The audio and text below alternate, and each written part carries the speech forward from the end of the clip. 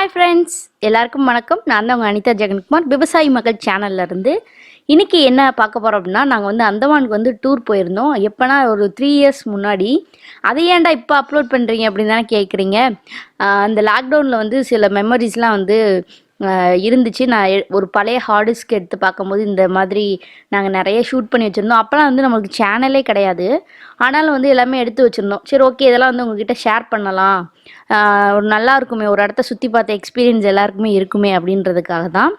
இது பார்த்திங்கன்னா ஏர்போர்ட், சென்னை ஏர்போர்ட்டில் தான் வந்து எங்களுக்கு வந்து அந்தமானுக்கு வந்து ஃப்ளைட்டு. அன்றைக்கி பார்த்திங்கன்னா மார்னிங் இருக்கும். இது வந்து ஒரு 10 o'clock கிட்ட. அங்கே தெரியாமல் உள்ளே போய் சாப்பிட்லான்ட்டு போயிட்டோம். போனால் அங்கே வந்து ஒரு பொங்கல் 300 தோசை வந்து 150, வாட்ரு பாட்டில் 100, இந்த மாதிரி வந்து எல்லாமே காஸ்ட்லியாக இருந்துச்சு. வேறு வழி இல்லை, சாப்பிடணுமே அப்படின்றதுக்காகவே உட்காந்து எல்லாருமே வந்து சாப்பிட்டோம்.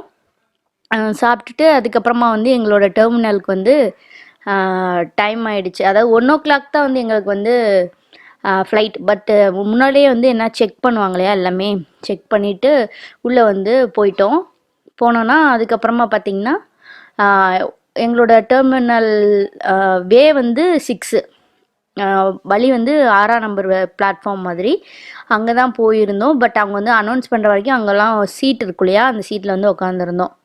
அதுக்கப்புறமா அவங்க வந்து கரெக்டாக அனௌன்ஸ் பண்ணிட்டாங்க. அதுக்கப்புறம் நாங்கள் எல்லாமே கிளம்பி போயாச்சு. ஒரு வழியாக வந்து ஃப்ளைட்குள்ளே வந்து வந்தாச்சு. இது வந்து என்னோடய ஃபஸ்ட்டு எக்ஸ்பீரியன்ஸுன்னு சொல்லலாம். ஃப்ளைட்டில் போனோன்னா ரொம்ப ஜாலியாக இருந்தது. கொஞ்சம் எப்படி சொல்கிற, எக்ஸைட்மெண்ட்டாக இருந்துச்சு ரொம்ப. இது பார்த்திங்கன்னா அப்போ தான் வந்து எல்லாமே பேசஞ்சர்ஸ் எல்லாத்தையுமே வந்து டைம் இருந்துச்சு. மற்றவங்களும் வர்றதுக்காக வந்து வெயிட் பண்ணிக்கிட்டு இருந்தாங்க. நிறையா பேர் வந்துட்டு இருந்தாங்க.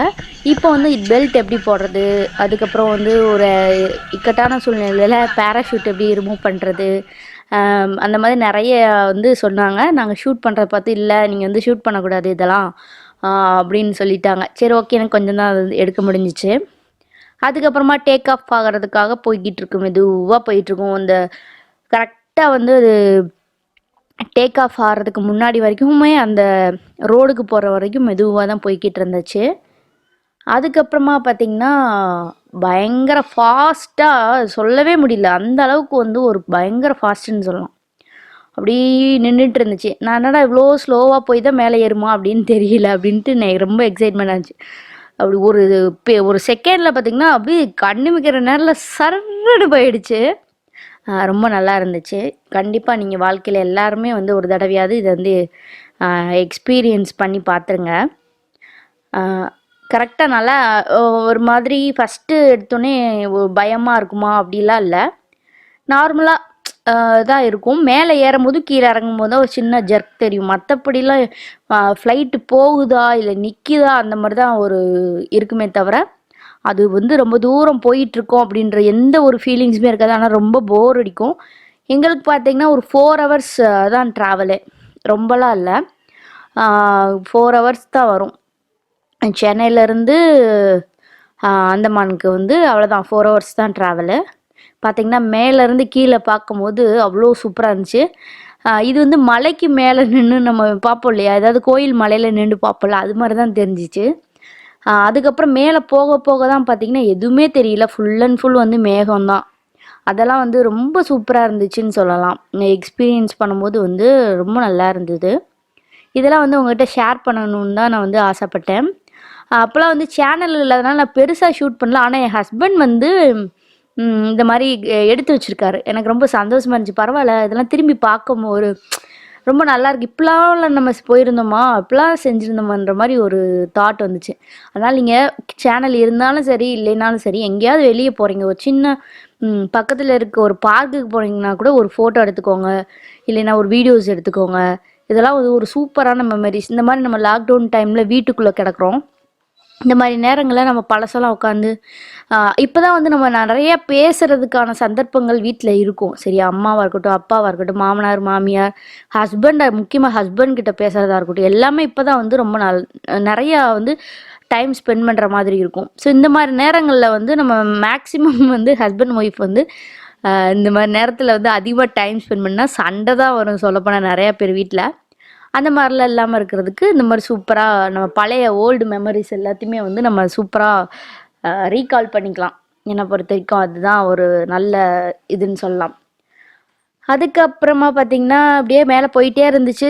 எனக்கு என்னடா போகுதா நிற்கிதா அந்த ஜன்னலை பார்த்தா தான் அந்த விண்டோவை பார்த்தா தான் வந்து தெரியும். இந்த விண்டோ சீட்டுக்காக நானும் என் ஹஸ்பண்ட் கூட அடிச்சுக்கிட்டோம். அதுவே சொல்லிக்கலாம் அந்த இடத்துல. அவர் இருடி நான் கொஞ்சம் ஒரு நிமிஷம் இரு நான் நல்லா ஷூட் பண்ணிக்கிறேன் அதுக்கப்புறமா நீ உட்காருன்னு சொன்னார்.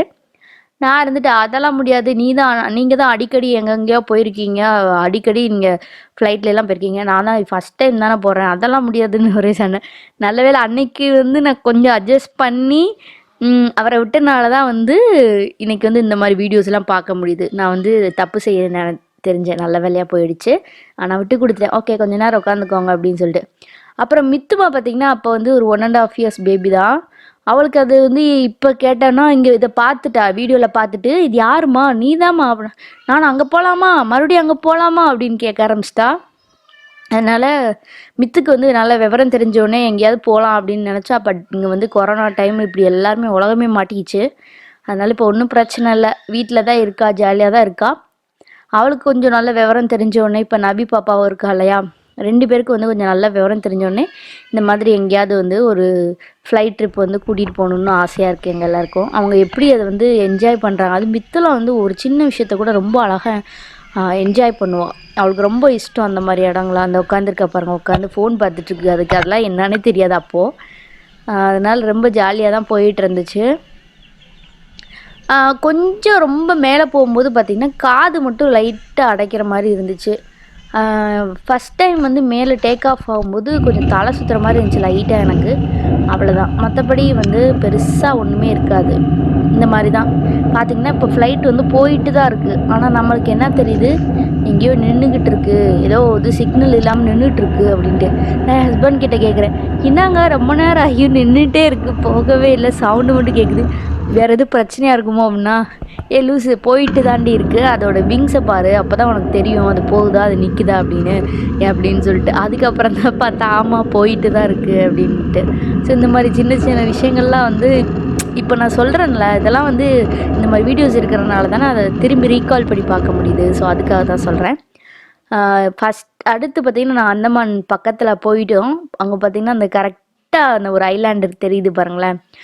எனக்கு வந்து ரொம்ப பசி, காலையில் 10 மணிக்கு சாப்பிட்டது, இப்போ டைம் பார்த்திங்கன்னா 4 o'clock ஆயிடுச்சு. என்னால் வந்து பசி தாங்க முடியல. அப்புறம் நான் வந்து உள்ள கப் நூடுல்ஸ் வந்து கிடச்சிச்சு உள்ளே வந்து. ஆனால் அங்கே வந்து எல்லோரும் நினைக்கிறாங்க ஃப்ளைட்லேயே நம்மளுக்கு எல்லாமே கொடுப்பாங்கன்னா, அது ஒரு சில ஏர்லைன்ஸில் தான் வந்து எல்லாமே கொடுப்பாங்க.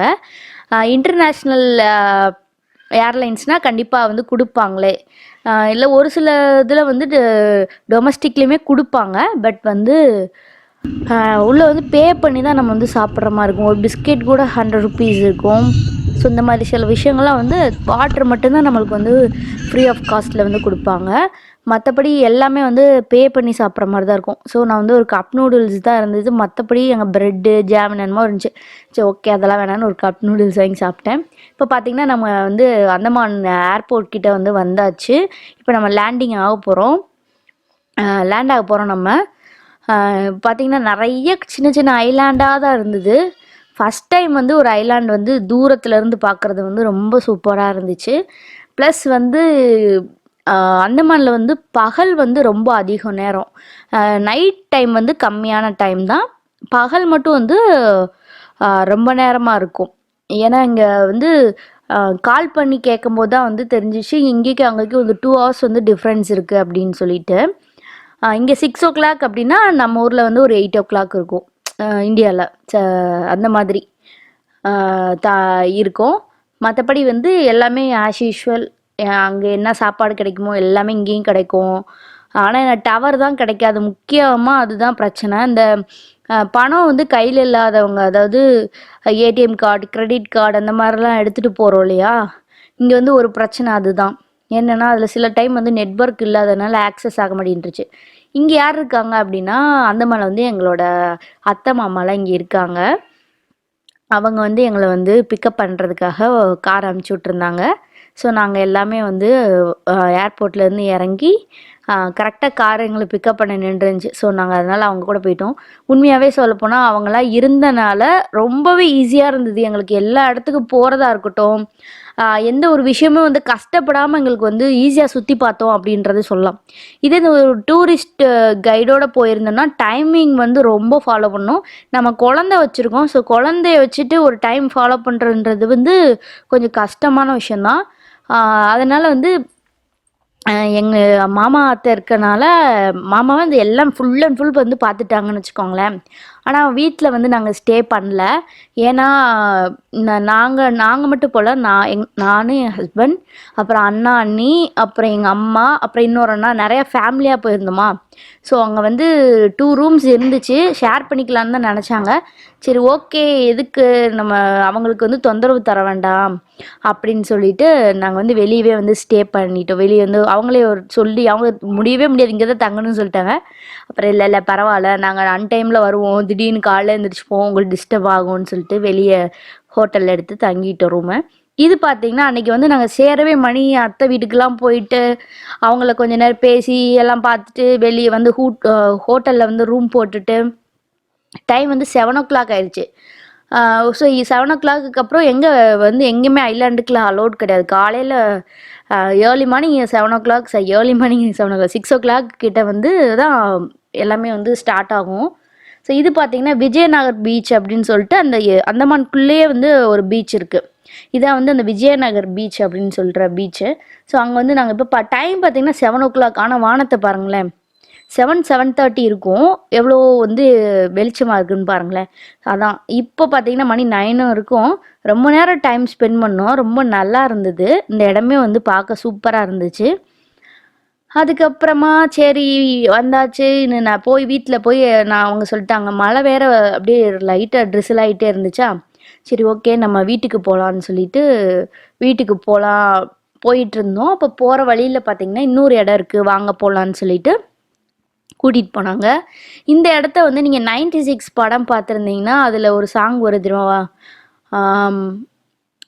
இந்த ஃபஸ்ட்டு விஜய் சேதுபதியோட இன்ட்ரடக்ஷன் சாங் வரும்ல, வாடா என் வாழ்வை வாழவே, அதில் வந்து இந்த இடத்த வந்து காமிச்சிருப்பாங்க. இங்கே நிறைய இடம் வந்து ஷூட் பண்ணியிருக்காங்க. அதில் ஒரு இடம்தான் வந்து இந்த போட்டை, இந்த இந்த ஊர்லேருந்து பக்கத்து ஊர் போகிறதுக்கு வந்து இந்த போட்டாமா. ஒரு ஆளுக்கு டிக்கெட் பார்த்திங்கன்னா 10 ரூபா தானா. இதில் வந்து காரு, பைக்கு, அங்கேருந்து வேலைக்கு வரும்போது இந்த ஷிப்லேயே பார்த்திங்கன்னா பெரிய ஷிப்பு, இந்த ஷிப்லேயே பார்த்திங்கன்னா கார் ஏற்றிக்கலாம், பைக் ஏற்றிக்கலாம். என்ன நம்ம வெஹிக்கிளில் வரமோ வந்துட்டு இங்கேருந்து போயிட்டு மறுபடியும் இதில் ஏறி போய்க்கலாம். வெஹிக்கிள்ஸ்லாம் பார்த்திங்கன்னா ஒரு 30 rupees என்னமோ வருவாங்களாம். மற்றபடி பேசஞ்சர்ஸ்க்கு பார்த்திங்கன்னா 10 rupees. இது பார்த்திங்கன்னா ஒரு 1/2 hour கிட்ட தான் நிற்குது.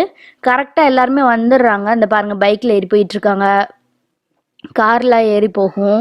ஸோ இந்த மாதிரி எல்லாருமே வந்து ஏறி இந்த கரையிலேருந்து அந்த கரைக்கு போவாங்க. ஸோ இவங்களுக்கு வந்து ஒரே ஒரு ஆப்ஷன் தான் இந்த போட்டு தான். காலையில் ஒரு தடவை வருமா, நைட்டு ஒரு தடவை வருமா. ஸோ அதனால் வந்து இவங்க ரொம்ப பஞ்சுவாலிட்டியாக இருக்கணும் இந்த ஏரியாவில் இருக்கவங்க. ஏன்னா மிஸ் பண்ணிட்டோன்னா அன்றைக்கி நாளே வந்து எந்த வேலையும் ஓடாதுன்னு சொல்கிறாங்க. இப்போ ஏதோ அவங்க சொல்லிகிட்டு இருந்தாங்க, மதியானத்துக்கும் வந்து ஏதோ சம்திங் எழுதி கொடுத்துருக்கோம், இது இந்த ஷிப்பை வந்து மறுபடியும் வர்றதுக்கு அப்படின்லாம் வந்து சொல்லிகிட்டு இருந்தாங்க. ஆனால் ரொம்பவே நல்லா இருந்துச்சு. இந்த இடத்துல வந்து ஒரு டீ கடை இருக்குது, நிறையா ஃபிஷ்ஷு பிடிச்சி சமைச்சு கொடுக்குற இடம்லாம் இங்கே அந்த இடத்துல இருந்துச்சு. அதனால் இங்கே வர்றவங்க வந்து போட்டை வந்து அதை ஷிப்பை வந்து மிஸ் பண்ணிடக்கூடாது அப்படின்றதுக்காகவே பார்த்திங்கன்னா சீக்கிரமாகவே வந்துடுறாங்க. வந்து அங்கே டீ காஃபி ஏதாவது குடிச்சிட்டு கொஞ்சம் நேரம் ரிலாக்ஸ் பண்ணிட்டு ஷிப் வந்தோடனே ஆளுக்கு முதல் ஏறி போயிடுறாங்க. ஸோ இந்த மாதிரி தான் அவங்களோட லைஃப் ஸ்டைல்லாம் இருக்குது. ரொம்ப சூப்பராக இருந்துச்சு. அப்புறம் இந்த இடத்த முடிச்சுட்டு நாங்கள் எங்கள் அத்தை வீட்டுக்கு போயிட்டோம். போயிட்டு நல்லா நைட்டு டிஃபன் வந்து நான்வெஜ் வந்து சமைச்சு வச்சுருந்தாங்க. ரொம்பவே சூப்பராக இருந்துச்சு. நாங்கள் நல்லா சாப்பிட்டோம். சாப்பிட்டுட்டு ஹோட்டல் போயிட்டோம்.